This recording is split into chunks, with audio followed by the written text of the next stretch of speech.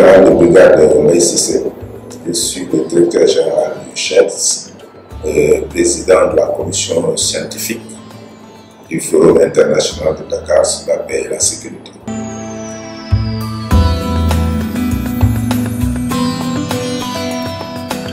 Merci beaucoup.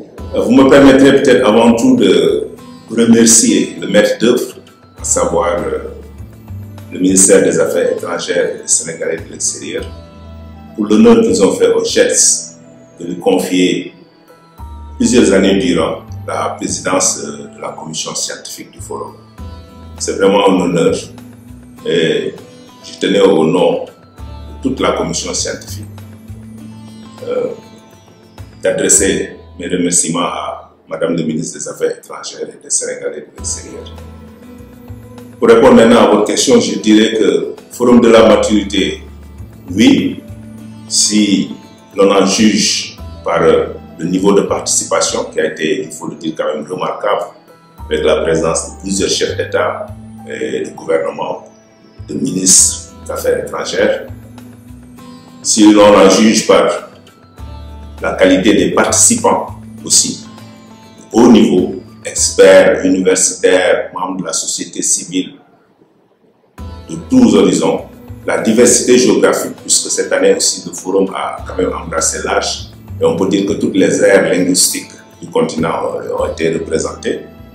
Et aussi, en termes de maturité, on peut dire oui, si l'on en juge par la qualité du diagnostic qui a été apporté sur les questions de paix et de sécurité en général, mais surtout en termes de recommandations, des recommandations phares, pertinentes, bien à propos, qui ont rythmé tous les travaux du forum.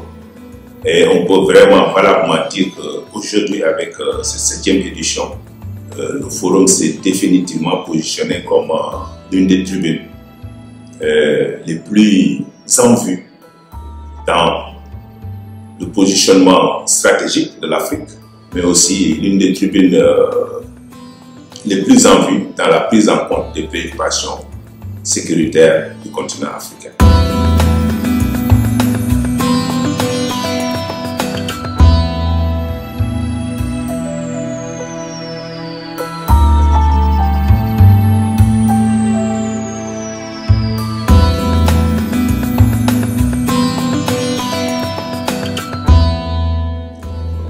Bon, je dois dire que cette année,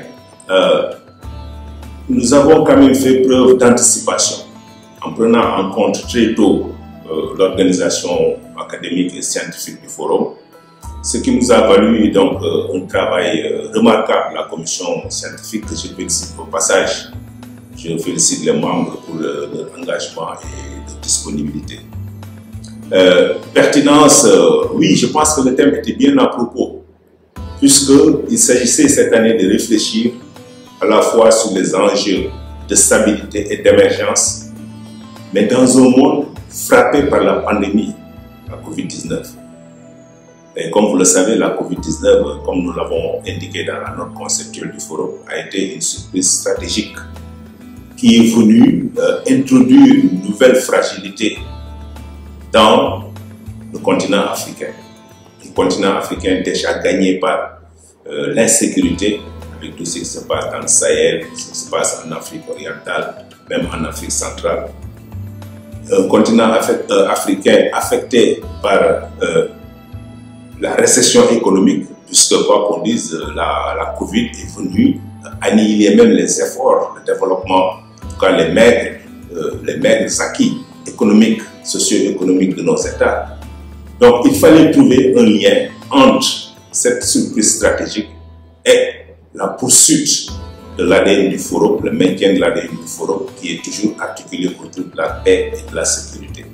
Mais je pense que nous avons réussi ce pari, puisque les experts, pour la majorité d'entre eux, ont réussi à dire le mot de l'Afrique, à revendiquer relativement une place beaucoup plus importante, en disant que, en dénonçant les travers du multilatéralisme, dans lequel l'Afrique était plus ou moins reléguée au second plan. Je pense à l'épisode des vaccins, à tout au plaidoyer du président sud-africain sur l'apartheid sanitaire dont était victime son pays, tout en mettant en avant les questions de paix et de sécurité, notamment la prise en charge au niveau international par le financement de la paix et de la sécurité. Je pense que les thèmes ont été bien articulés, les sessions l'ont prouvé, le diagnostic a été très très profond et d'une manière générale, je pense que nous avons réussi dans un contexte pandémique très difficile à organiser le forum et surtout à poser les vraies questions. L'Afrique a pu formuler les vraies questions en direction de la communauté internationale. Non pas seulement pour tendre la main, mais pour aussi dégager ses propres solutions, sa propre perspective, et avant de demander en quoi la communauté internationale pouvait venir participer à ce combat.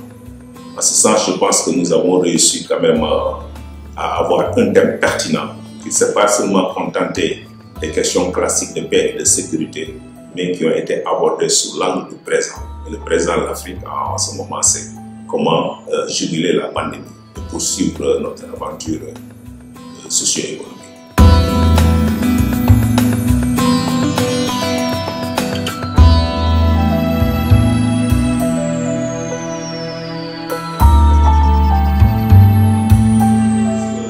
Le Forum de Dakar de cette année a soulevé des questions qui méritent d'être poursuivies. Je pense d'abord à la question de la paix. Le président de la République du Sénégal, M. Macky Sall, a fait un vibrant plaidoyer pour le financement de la paix. Puisque la question de fond qui se pose aujourd'hui, la plupart des États africains ont des difficultés à asseoir une autonomie stratégique, c'est-à-dire à développer eux-mêmes des capacités endogènes pour faire face à leurs problèmes de sécurité.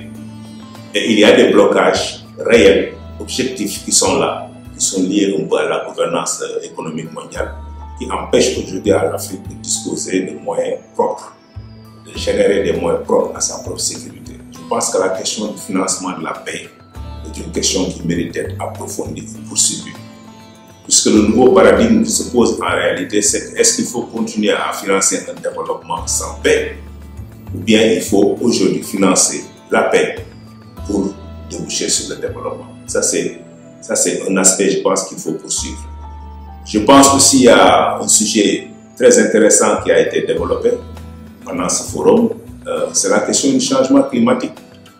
Le forum s'est tenu quelques jours après la conférence de la COP26 et qui a posé un problème sérieux qui interpelle l'Afrique dans sa volonté d'industrialisation.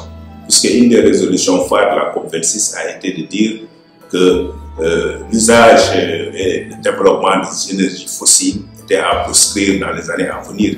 Et on sait tous que la plupart de nos pays africains comptent sur ces énergies fossiles pour lancer en fait le processus d'industrialisation. C'est une nouvelle forme d'injustice qui se pointe. Et je pense que le président aussi a soulevé la question.